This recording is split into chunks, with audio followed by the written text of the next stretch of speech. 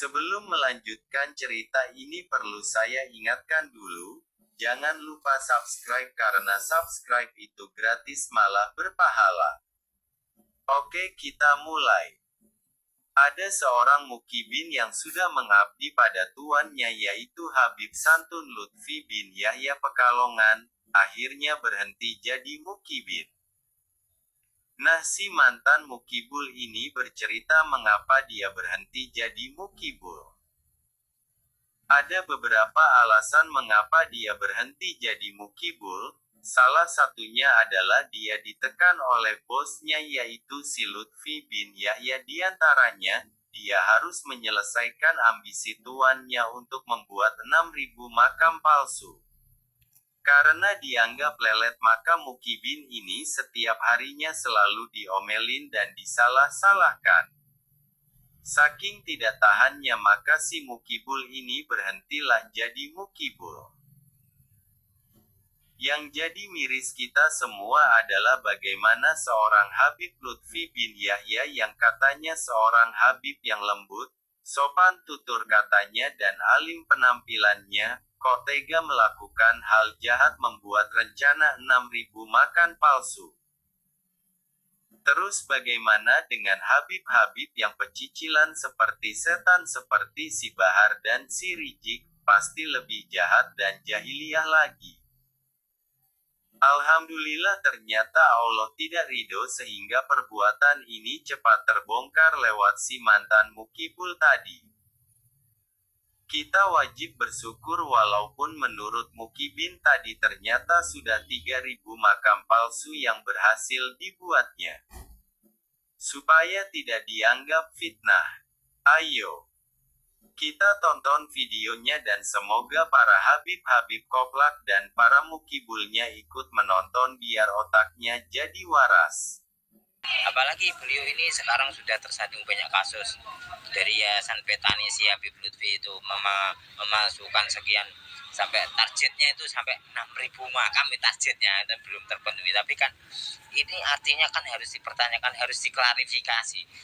Tidak bisa dilanggar bahwa manusia punya hak. Untuk apa saya ikut habaib kalau saya tersiksa, disalah-salahin melulu, gak ada benarnya. Loh, saya ini hidup di dunia mau cari bahagia, bukan bahagia yang merusak kebahagiaan orang lain. Bahagia untuk diri saya sendiri itu kan hak hakiki saya sebagai hambanya Allah. Maka saya waktu itu, tapi saya ini juga hambamu ya Allah, saya butuh bahagia. Apakah surga itu begitu mahal harus saya tebus dengan penderitaan di dunia? Tidak. Saya yakin, saya nggak masuk logis saya bahwa saya harus membeli kebahagiaan akhirat dengan penderitaan dunia. Enggak. Allah tidak seperti itu. Allah tidak mungkin menyuruh kita menderita hanya untuk kebahagiaan di akhirat. Enggak. Allah itu menyuruh kita bahagia di dunia dan bahagia di akhirat. Yuk.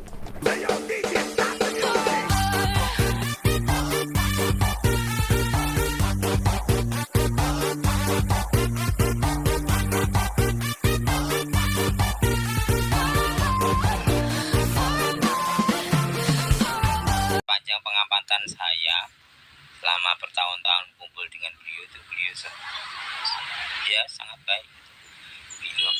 Beliau tuh nggak sama pengamatan saya itu dari dulu terhadap dia. Saya bertahun-tahun kumpul dia itu, dia sama nggak sama. Apalagi dibandingkan dengan Habib Bahar, Taufik Assegaf, Rizik, ya jauh banget. Bahkan kalau maaf jujur saja, saya bandingkan dengan orang sekaliber Habib Lutfi bin Yahya saja. Saya kan juga lama kenal beliau, walaupun dari jauh mandang, mendengar percakapan. Saya sempat 2 kali ke dalamnya Habib Lutfi bersama Habib Thohir, karena Habib Thohir punya tiket khusus.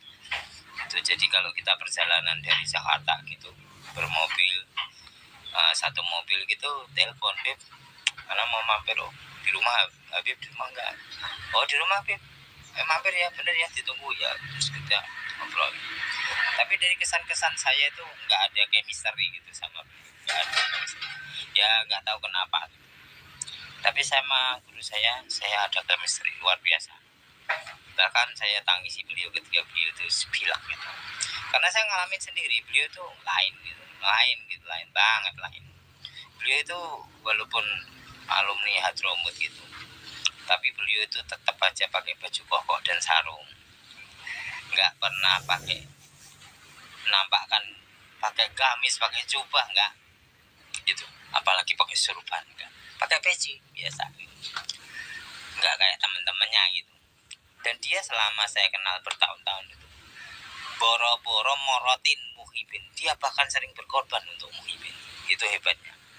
Makanya saya percaya walaupun mungkin secara tes DNA dia itu bukan darah Kanjeng Nabi Muhammad, tapi dia secara spiritual itu saya masih yakin dia itu masih keturunannya, maksudnya wa ala alihi, termasuk Ali Sayyidina Muhammad. Jadi keturunan secara spiritual, karena semangat beliau untuk benar-benar mengajak orang-orang yang di sekitarnya itu, karena beliau itu banyak dari bekas-bekas, ya bukan hasil ya kita bukan hasil karena memang petunjuk dari Allah, tapi sebagian dari murid-muridnya adalah bekas-bekas orang-orang jalanan gitu. Karena saya sendiri ketemu beliau itu di trotoar, sering ketemu beliau ngobrol tentang agama itu sampai subuh